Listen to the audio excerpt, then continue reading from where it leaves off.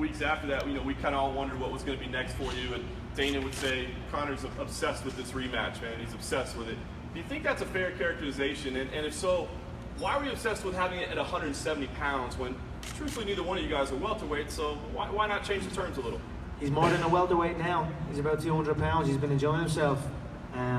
But I couldn't make it at any other weight except the weight that I was defeated at. I feel it would have defeated the purpose of what this is about. I feel I was completely in control of the contest. I was slapping the head off him. Let's be real here. So that's it. I just wanted to keep it as is. Have my training camp and preparation for that frame, for that larger man, and that's it. I wanted no changes, so I got it. And we've heard a lot about the changes in your training camp and the way you're approaching it differently this time. Can you talk about how that was developed, the decisions that were made? Were these decisions you made, your coaches made? How was it developed? Nobody can compare to my rise and how this is all shaped about. Myself, my coach, my team, everyone involved in this, our life has changed so quick. So we were forced to kind of look at how we were preparing for these contests. It got complacent. We'll show up anytime. We'll train whatever we feel like. We'll hit them and they fall. And on top of that, everyone has their own commitments. Everyone has, the amount of stuff I have. My coach has like book out now, and everyone that has been involved in my camp have had a crazy change in their entire life. So this one, it forced us to look at how we were preparing. It forced us to come back together and do what we've been doing from the beginning. Focus, solid work. This time we incorporated structure into the game. I feel structure is the true key to success. You can get a reasonable amount of success by just winging it and just going as you feel. But I feel to reach the true heights, to reach the billions, the amount of stuff that comes along with this life, you've got to have a structure. And that's what we've done. We've set training times, we've set schedules, and we've stuck to it, and I've responded really well. Another thing that we used to never do was rest. Was never really, we just trained until it was fight time. This time we had our set days and we had our rest days. So I knew what days my rest were, and the days prior to that I would work hard in anticipation for this rest day. And when that rest day came, I would take my rest, and I would not have this anxiety feeling where I must train again, because that's what happens to a lot of people. They train out of anxiety, and it's like I'd be sitting there at 11 o'clock at night and be like, and I've just done 100 rounds this week, and it's Sunday and I'm supposed to take a day off, and I'm like twitching saying, fuck it, I'm gonna go do another session and then I'll go work. So everything was structured. I take my rest, I work when I work. The session starts and ends. That's another thing that we drifted off. The session never really started or ended. Sometimes I'd be in the gym for like 8 to 10 hours a day, just rolling through, not really anything specific. And for the fight game, that's not the correct approach. It's a 5-minute round with a 1-minute rest. You need to be prepared for that. That's what the contest is. You need to be able to go from 0 to 100, rest and go again, rather than a continuous training cycle where you're in the gym half training for many hours a day. That's not beneficial to what we are doing in the fight. So these are just changes that we've implemented, and again, I've responded amazingly. Usually at the end of camp, I'm like, I can't wait for this camp to end, or I'm sick of training, or or I'm banged up. I am absolutely perfect. Like this time last camp, I remember I was in a bad way. Everything was just, the opponent changed, the whole circus was kicking off again when it only had just happened. I was overtrained, and well, now here I am, fresh, full of energy, full of vitality, underweight. I know he's close to 200 pounds, so he has a weight cut. That's what happens. You eat, all of a sudden that weigh-in day creeps up, and you've got to weigh in. So it couldn't have went smoother for me, and I'm very happy with it. I brought out a full team of people to help me from home and from abroad and from everywhere. And everyone has been on the same path. It's been a phenomenal camp, and I look forward to showcasing what I have been doing in the gym. Conor, can you explain this makeshift gym that was built for you? and why you wanted to pull yourself up here? Yeah, well, one of the battles I've had with the UFC, the ongoing battle, is the media obligations. Obviously, I was pulled from 200 over it, but they came back with a load of new ones, and I was like, look, okay, I'll do a certain amount of stuff, but I want the gym. Hook me up a gym, and then we went back and forth, and that didn't happen. And then the UFC gym people, which is like a separate this gym up. I sourced the location for it. I got the location, but they built it like within a day. So that was perfect for me. We walked in here, full octagon canvas, Dolomar mats, heavy bags, all the equipment I needed. They assisted with that. So that this could be the start of a relationship with the UFC gym. Maybe I will take the European rights and bring the UFC gyms all across Europe. And we'll see. We're in current talks with that, but I'm grateful for their help in this one. You mentioned Nate being around 200 pounds. How much are you weighing right now? I'm underweight. I'm on weight. I wake up on weight. And speaking of weight, Dana White said today to UFC.com that you'll definitely be going to 145 next to defend the belt against Jose Aldo. Is that accurate? Is that what the plan is? Yeah, I read that. You know, we'll see. We'll see. There's a lot to still happen yet. So I'm gonna go in here, face this man, do what I know I can do, put him away, and then we'll talk. But we'll see. And just laughing aside from that, aside from opponent, New York has always been on your radar as a place where you wanted to fight. Obviously, that fight is coming up in November. It's pretty close to right now. Is that still on your radar? Is that still what you want? Again, we'll see. There's a lot going on in the background. There's a lot happening. There's a lot of options available. So I'm just trying to stay focused on the task at hand. I certainly want to fight closer to home. You know, I've fought so many times. I'm very, very active, as you know. I fought out here in Las Vegas, and it's a long trip from Ireland. So New York is certainly closer. There's a lot of Irish in New York. I would like to fight there. I think I've earned a chance to fight in my hometown also, you know, so these are things that I want to do. But right now we are in Las Vegas, Sin City, the desert, and we've got business to handle, so that's what I'm doing here. Conor, much has been made of the fact that Nate Diaz has been able to have a full camp to prepare for you this time, but you've also had a full camp to prepare for him this time, which is not something you had last time. Do you feel like that's made a positive difference on you that you've noticed? It's certainly made a positive difference for me. I've experienced that motion, that range, that weight, time and time again in the camp. How can I not make a positive feeling for me? I'm interested to see what the boy has done with a full camp. He was talking all this, oh well, I didn't have a full camp, and that's the reason I got my ass whooped from most of the fight until he couldn't whoop my ass no more. So let's see what he has. Let's see what his full camp has done. I believe I am the better fighter by a long stretch. I am more skilled. I am faster. I am smarter. He is tough, durable, and big. That's it. So let's see what his full camp can do. He spoke a big game about it. He has had a long camp. Let's see. By your own standards, there's been probably less trash talking to build up to this fight from you than others. Does it seem unfamiliar to you, or has it actually helped your focus? I don't. Again, this trash talk thing. I don't know. I simply feel I'm speaking the truth every time. It's been the same. It feels to me. It's been no different. I don't feel there's been any less or any more. It's just been the same. So I'm still saying I'm gonna go out there and slap that big heavy bag with eyeballs around the ring, and that's it. It's the same thing. And lastly, you seem a little non-committal as far as what might be waiting for you at 145 if you ever return to that. But has the thought occurred to you that contractually, you're obviously still headlining pay-per-views and non-title fights at higher weight classes, that you could benefit contractually from continuing to headline these pay-per-views, actually not hold the title and play out the contract and not be beholden to a champions clause? Sorry, say that one more time, please. Okay. Has it occurred to you that because you're still able to headline pay-per-views at higher weight classes, that if you don't return to 145, let's say you're stripped of the title, that you could actually benefit contractually because you could play out your contract, headline pay-per-views, and then not be beholden to a champions clause? Man, you know, I don't know. That's I'm just taking it one fight at a time. The contract's sweet as pie. But it's most certainly a new time. There's new owners. 4 billion this baby was sold for.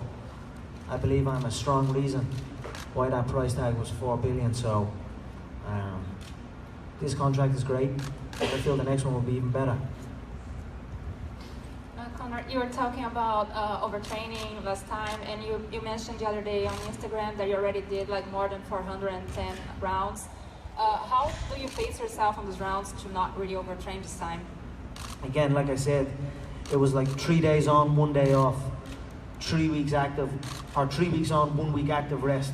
So I had 3 days intense work, and then I had that day 4 was an active rest day where I chill and I stretch and I focus on my balance and just keep my body correct, and then back in for another 3-day burst. So that really helped me. The rest, I could see the rest ahead of me. So I would push for those 3 days. I would push hard, and then I had my day rest. And you know, with the amount of stuff that comes on, I had that day. I would almost push stuff to that day. Okay, I'm gonna handle this on this day. If there was business issues or whatever, it would be on my active rest day. So it couldn't have been perfect. 3 solid hard days, 1 day rest, and carry on. Again, I was monitoring my heart rate. If my heart rate was up in the mornings, maybe the rest day would come earlier or later, depending. If I woke up on that active rest day and my heart rate was low, I would go again and take the rest day the following day. So it has been very methodical in our approach, and like I said, I responded amazingly to it. I am full of energy, I am fresh, I am underweight, so I'm happy. You also mentioned that you spend a lot of money to bring your camp here and to actually have all these things for you to train properly. Can you talk a little bit about that?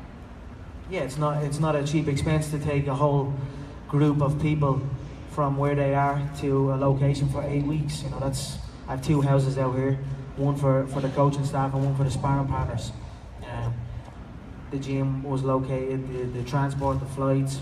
I saw tickets for everyone, and it's been an investment, but it's been correct. It's what it has to be. It's a true fight camp. This is what it's about. I can afford to do this, so I have done it. For that Mendes fight, it was similar. The Mendes fight a while back when I came out here, it's an expense to come from where you live, to take people from where they live to another place. It costs, you know, food, travel, lodge. It costs. So. And last question, I was just curious if you were watching the Olympics and watching like your team, if you could talk about it. The Olympics? Yeah, we've had. There's been a couple of issues in the boxing. One of the competitors was caught on performance-enhancing drugs, and actually the guy that lost out to that guy is here with me. He's the number 2. Well, really, he's the number 1. He's clean. He's here. He's a southpaw, Conor Wallace, tall, strong, sharp kid. He's been helping me prepare for this. That was an incident that I think maybe might have hampered the spirit of the Irish team, but we've been doing well. We've got a couple of wins, and the competition is young. We have Michael Conlon now competing on Sunday, so I'm hope that our Olympic boxers will bring home medals. And then we've got those 2 rower kids the 2 rower guys from Cork, and they've been hilarious. They won a silver medal the other day, so it's great to watch the Irish people out in Rio. I've been there myself in Rio many times, and what I was thinking as well when them fights were taking place, and Paddy Barnes, who was competing, he was defeated he's a 2-time Olympian, 2-time medalist, and he was defeated in the opening round, and he was talking about his weight, and he felt fatigued in there, and I was thinking in my head, they went out too late. Brazil is an intense climate. Why do you think I'm out here 8 weeks prior? This is desert air out here. It's completely different. You go from beautiful Ireland into these type of environments. It affects your preparation. It affects your breathing, your performance. So I think that is an issue that maybe they left it too late. But we've been doing good. I feel we're still going to medal. And the Olympics has been great. It's been great to watch these athletes. I've been sitting watching Phelps and watching the swimmers and the gymnastics. Some amazing athletes, and seeing their, you know, you can see their dedication and their commitment to their craft, and I feel the same from the other side of it, you know, so it's given me motivation, and I look forward to having my Olympics August 20th. Conor, given your standing in the sport, there are reports again this week of attempts to labor and unionize fighters, but it would seem if fighters like yourself and other huge names didn't take part, there would be no teeth to this. Do you have opinions on this in terms of what you think about unionizing fighters? You know, look, many fighters are not in a great situation. I am blessed. I am blessed with the situation I am in. I have worked very hard for this. He's walking around. He's 40. Yeah, he's 40 years of age. He's walking around in a luminous orange T-shirt and a headband, talking about nobody can see him. We can see him right there. He's a big fat 40-year-old failed Mr. Olympian motherfucker. Do you know what I mean? They're dweebs, those guys. But I don't know what to say to Ric Flair. This ain't no gimmick. This is the real shit. I've got to get in and fight a man for real, with no script, with no nothing. So he was talking about challenging, bringing some other wrestler guys over to challenge me. I'm saying, come bring it then. This is the real shit over here. If you want to come over, we can fight, no problem. And then a few of them are talking about the street and all. If they want to do that, come at me and see what happens. But like I said, no disrespect to the dons of the game, the McMahons. I mean, Vinnie Mac's a fucking legend. I mean, they wrote Vinnie off a few years ago when he dropped from the billions, and then he rose back up, and now he's back in the billionaire club. And what he's been able to do with that bunch of dweebs he has over there at the moment has been phenomenal, and I respect him for that. And then of course the OGs of the game, you know, the Rock, Stone Cold, they're all kill motherfuckers, but even Ric Flair's a kill motherfucker, but like I'm saying, I'm just speaking the truth. That new age of those guys are absolute dweebs, and they just seem messed up in the head. I don't know what it is when I listen to them talk, when I listen to them carry themselves, they just don't seem right in the head. So that might have been a bit ruthless of me to say, but again, it ain't trash talk, it's true talk. Conor, you, as you said, you've repeatedly emphasized that you think it's the truth, and that you are one of the biggest stars in the boxing game, in the MMA game. In the game, period. The So, fight game, the every damn game. I've got them all wrapped up on my little finger. You know what I mean? The boxing game, the MMA game. Now I've got those wrestling dweebs in here as well. You know what I mean? I've got the whole shit locked up. do you need to beat Nate Diaz in your mind to validate the things that you said? Yeah, 100%. You got to win. You got to go out there and win. But most importantly, I'll go out there and represent my training, represent my team, represent the hard work I've put in, and go out and shine in there August 20th. I've done it many times. I shine under those lights, and I will do it once again August 20th. And since you talked about the future, there's another Vegas resident that you've spoken of potentially fighting in the future. Are there any thoughts to a future potential boxing match with Floyd Mayweather?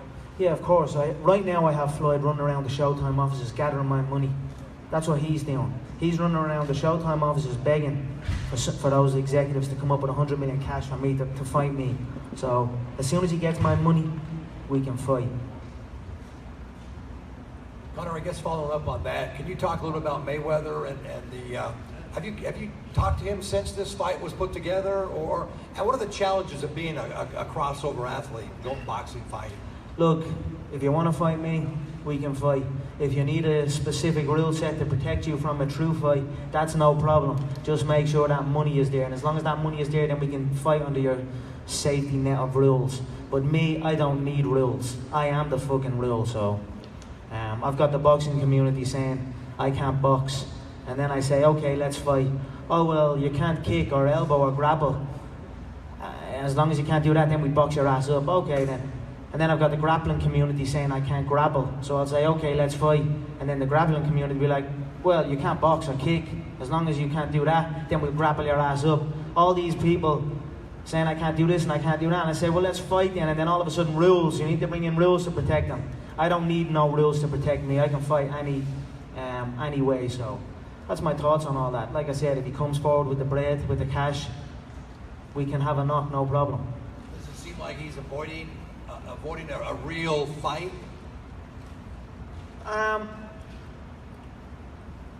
You know, I don't really hold it against him. I mean, I wouldn't want to come into my world, no way. I mean, how is he going to come into my world? He's a novice where I come from.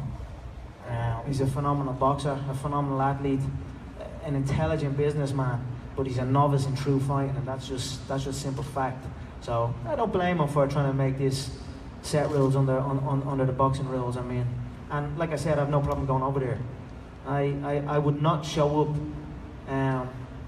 unconfident. I would show up there to kill that man and take that win down 100%. Why dominate one world when you can dominate two? So we'll see how that plays out, though.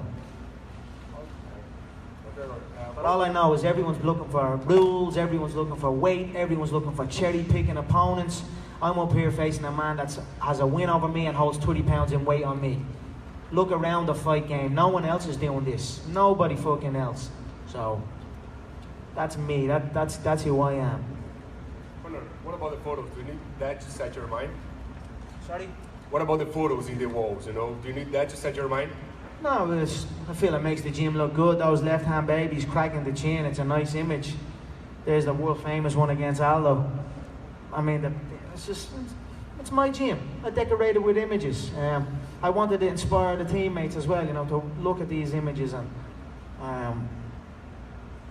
this is it. This is the McGregor gym here. So we plaster it with left hands and gold belts and green, white, and orange flags. Still talking about Olympics, on Monday we will have Katie Taylor fighting again for the quarters, and Irish boxers are champion in London. Who's most famous in Irish, you or her? Katie Taylor is an absolute hero. I'll be certainly at the watching the TV and cheering her on. Olympic champion, the woman that brought the women into the Olympics. So she's very similar to Ronda in that way. She opened the door. So I hope she goes out and does it, and I'll be supporting her. I'm a big fan of Katie Taylor and all the Irish boxers competing. Conor, should Dana ban John Jones and Brock Lesnar for life for cheating? I mean, I don't give a shit. I don't give a shit.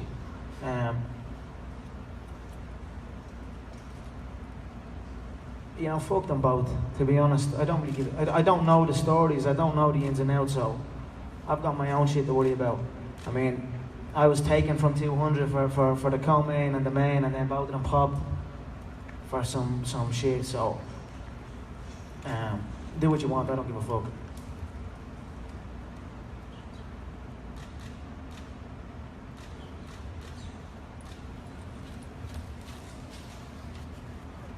Can you talk about the last time, you know, when you fought Nate at the weight, the week before, around this time, about 5 days before a fight, physically, how did you feel? You know, carrying the new weight and going in with a new opponent, did you feel a little bit different heading in that fight? You know, I had a few issues going in, but I kept that to myself. I have reasons why I felt I performed that way. Thankfully, I have an opportunity to answer that to myself, to my team, and to the viewers at home. So tune in August 20th, you'll see the real me. Was it an issue about pacing as well? Because you talk about emptying your gas tank in the first round, and knowing what you know from the first fight, how does that change strategy in the second fight in terms of conditioning and pacing? I think, you know, I'm still going to go after the boy. I'm still going to put him against that fence, and I'm still going to bust that soft skin up. He might have a rock chin, but he's got soft skin. So I'm going to open that face up real nice. But the difference will be I'll still be there in the later rounds. I'll be still at that tempo. So, I mean, he was like, you ever see that episode of The Simpsons where Homer starts boxing? And he's competing and he's just in the ring and he's getting the head slapped off him, boom, boom, boom, and then just the guy just can't punch him no more. And then Homer tips him and the guy falls over. That was similar. That's the way Nate was in that fight. He was like Homer Simpson, just took the shots until I couldn't hit him no more. He's going to be no different this fight. He's going to just take the shots and hope that I can't hit him no more. Only I'm going to be still there poking him into the face. So I look forward to it. Are you still predicting a second round knockout? Yeah, I feel I was close. I feel I feel if there was a little more in the tank, I would have stopped him in the second round. So I feel I will be prepared for 5. I will go in anticipating 5.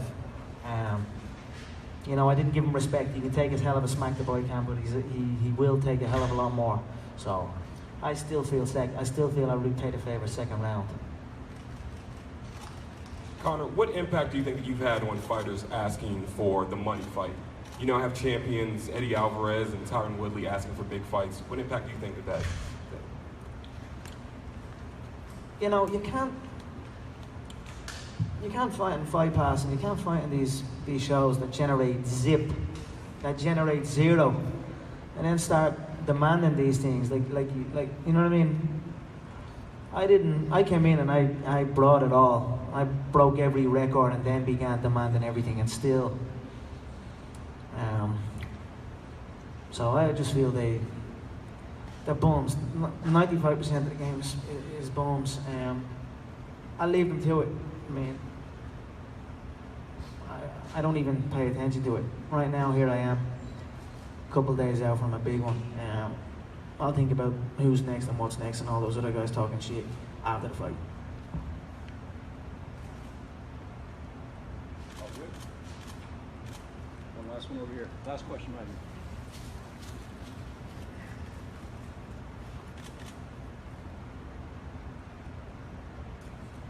Yeah, Conor. About that private jet you were talking about. Any purchase in the near future? The private jet with Ronaldo. Give me next year. I'll climb that Forbes list. I challenge him for the #1 Forbes spot. Speaking of Forbes, Ronaldo laughed at you when you said you were going to beat him. So what do you got to say to Ronaldo? Yeah, I mean he's up there, and he said he just signed a new deal with Real Madrid, so it's going to be tough. But thankfully, this company's a $4 billion company, and I'm head of operations here, so I'm confident I'll rise through them ranks of the Forbes list, and I'll see that boy next year. Great. Last question about the Olympics. What's your comment about the Egyptian fighter not shaking the hand of the Israeli fighter? I didn't hear about that. I know nothing of it to speak on it. Last question. I'll take a couple more, Chris. I appreciate you all coming out here. Just want to ask you. Conor, it's pretty much official now that George St. Pierre is coming back. I know that you're obviously looking for big fights. We know that you're focusing on Nate right now, but is that a fight that could be on your mind in the future, you against GSP? I mean, you hear so many things. Let's see what happens. Let's see the dotted line signed. Let's see fights take place. But right now, I don't see anyone on my level. So I'm having a hard time deciding who's next after this one. So we'll see. We'll let things play out, and then we'll figure it out. I know you've had to deal with losses earlier in your career, but you've been riding such a wave the last couple fights, couple years. Do you feel different mentally, kind of going in to a fight off of a loss than you have the last couple fights? I feel strong. I feel strong in my mind. I always do. I don't let defeat faze me. Like I said before, the true champions can come back. The true champions rise again, and I am a true champion. So I look forward to rising again August 20th. Conor, what's the coolest thing about this fame over the last few years? Just personally, what's been kind of the coolest thing in your life? I love my life. I still do the same things I was doing. I still show up at the gym and try and take somebody out. That's this life here. We show up, we bust each other up, and we go home. But of course, I'm just a young kid from Crumlin, Dublin, a little small town. I'm getting to be on name-to-name basis with these stars, and I'm getting to have the freedom to do what I want, to wear nice things, and it's certainly a damn good life, and I'm extremely grateful and extremely blessed to be in this position. Is it harder to be Mystic Mac when you moved up in weight? A little more of a challenge to predict? It's a challenge I have. He's a big, slow Mexican beanbag. So, but I'm going to take another stab at it. Second round, Mystic Mac. Conor, it seems like a lot of the people, your competitors in the featherweight division feel like you're not coming back. I know you're not. You don't know what's next. Does defending that belt mean something? They're praying I don't come back. Tell me one time I missed weight. I even made championship weight when I wasn't supposed to make championship, when there was no championship on the line. They're praying I don't come back. I've beaten everybody in the division. If Frankie had won that last fight after all the shit he was talking and his team was talking, it would have been set in stone. I'm going back there to shut that man up. But he got slapped around that fight. Couldn't do nothing against a guy that I KO'd in one shot. So I just got to see it out, see what happens after this fight. But I'm the featherweight world champion. And the guy I KO'd in 13 seconds is holding the interim. What does that tell you? I'm leaps and bounds ahead of that featherweight division. So do you envision defending that title at some point in the future? I'm the world champion. Of course I will defend it at some point in the future. But we'll see what happens after this fight. Prior to the first fight with Nate Diaz, your goal was to be a 2-division champion. Is that still a goal of yours? You're damn right it is. I feel You know, I'm grateful that it happened the way it happened. But if Dos Anjos hadn't have pussied out that last fight, the shots I hit Nate with in the first 8-9 minutes of that contest would have KO'd Dos Anjos, and that is it. I'd be sitting up here with a belt here and a belt there. But some things happen for a reason, and this one happened for a reason. It forced me to reevaluate before things got too sloppy. So I'm happy it happened. But most certainly, I still envision 2 and possibly 3 belts on my shoulder. Doesn't matter which division is next for you. We just saw the belt change hands in both divisions, 155 and 170. Does it matter which one you go after first? You know, we've got to talk. We've got to sit down and talk and see what's next. But like I said, I've got to win here against a man that has a win over me, has weight, has endurance, is tough as nails, and I've got to put him away. So I'm laser focused on that, and that is all I'm thinking of right now.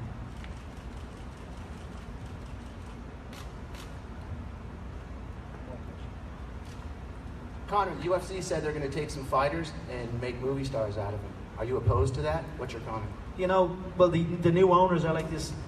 You know, the new owner is the entourage guy, right? So that's what their game is on the other side. So I mean, I don't know. I turned down many. I've turned down many because this means a little bit more to me than that does right now. Maybe later though. But I mean, it's certainly not a bad connection to have. The new owners or these people are heavily involved in the entertainment industry. I mean, to see some fighters get breaks in other areas, that's great. You know, it's big for the sport. It will continue to grow the brand of the UFC and the fighters, and I think it's good overall. So we'll see. But right now, it's the fight business. It's not show business for me.